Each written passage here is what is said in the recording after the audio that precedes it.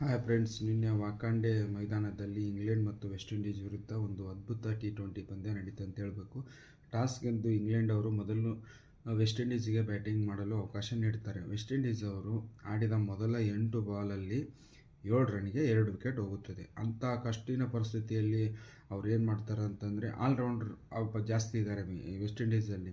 ನೋಡಿ, ರುದರ್ಫೋರ್ಡ್ ಅವರು 76 ರನ್ ಹೊಡೆದು ನಾಟ್ಔಟ್ ಉಳಿದು 42 ಬಾಲಲ್ಲಿ 7 ಸಿಕ್ಸ್ ಹೊಡಿತಾರೆ.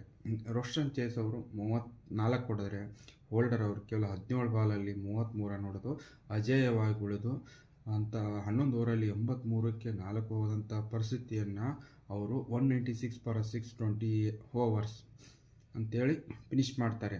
ಅದರಲ್ಲಿ ರಶೀದ್ ಅವರು ಎಕನಾಮಿಕ್ ಬಾಲರ್ ನಿನ್ನೆ ನಡೆದ ಪಂದ್ಯದಲ್ಲಿ ಕೇವಲ 4 ಓವರಲ್ಲಿ 16 ರನ್ ನೀಡಿ 2 ವಿಕೆಟ್, ಪ್ರಮುಖ ವಿಕೆಟನ್ನು ರಶೀದ್ ಅವರು ತಗೋತಾರೆ. ಓವರ್ಟನ್ ಅವರು 2 ವಿಕೆಟ್ ಹೋಗಿದ್ದಾರೆ.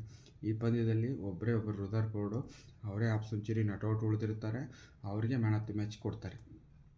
ಇನ್ನು ಇಂಗ್ಲೆಂಡ್ ಅವರ ಪರಿಸ್ಥಿತಿ ನೋಡಿದರೆ ಉತ್ತಮವಾದ ಪ್ರಾರಂಭ. ಕೇವಲ 3 ಓವರಲ್ಲಿ 1 ಬಾಲಲ್ಲಿ 38 ರನ್ ಆಗುತ್ತೆ. ಅಂಥದ್ರಲ್ಲಿ ಸಾಲ್ಟ್ 30 ರನ್ಗೆ ಔಟ್ ಆದರೆ, ಬಟ್ಲರ್ ಕೂಡ ಉತ್ತಮ ಆರಂಭ ಒದಗಿಸ್ತಾರೆ. ಅವರು ಒಂದು 23-24 ರನ್ ಹೊಡೆದು ಔಟ್ ಆದರೆ, ನೆಕ್ಸ್ಟ್ ಬೆಥಲ್ ಕೂಡ ಅವರು ಒಳ್ಳೆಯ ಆರಂಭ 33, ಬಟ್ ಅದನ್ನು ಬಿಗ್ ರನ್ ಆಗಿ ಕನ್ವರ್ಟ್ ಮಾಡೋಕ್ಕಾಗದೇ ಇರೋದಕ್ಕಾಗಿ ಕೊನೆಯದಾಗಿ ಶ್ಯಾಮ್ ಕರನ್ ಅವರು 43 ರನ್ ಹೊಡೆದು ಅಜೇಯರಾಗಿ ಉಳಿತಾರೆ. 30 ರನ್ಗಳಿಂದ ಸೋಲ್ತಾರೆ.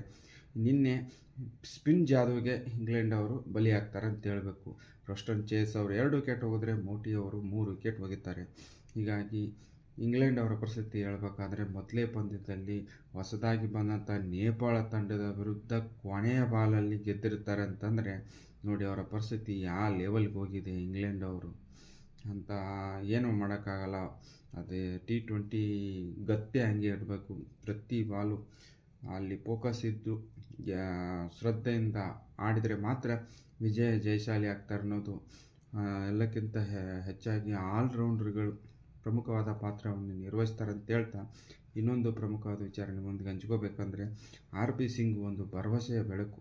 ಭಾರತದ ಟೀಮ್ ಸೆಲೆಕ್ಷನ್, ಈ ಗಂಭೀರ್ ಆಗಲಿ, ಇವರು ಅಗರ್ಕರ್ ಆಗಲಿ, ಇವ್ರ ಥರ ರಾಜಕೀಯ ಮಾಡಲ್ಲ. ಅವರು ಎಲ್ಲರೂ T20 ಮ್ಯಾಚ್ಗಳನ್ನು ವೀಕ್ಷಣೆ ಮಾಡೋಕತ್ರೆ ಅವರು ರಣಜಿ ಮ್ಯಾಚನ್ನು ನೋಡ್ತಾ ಇದ್ದಾರೆ.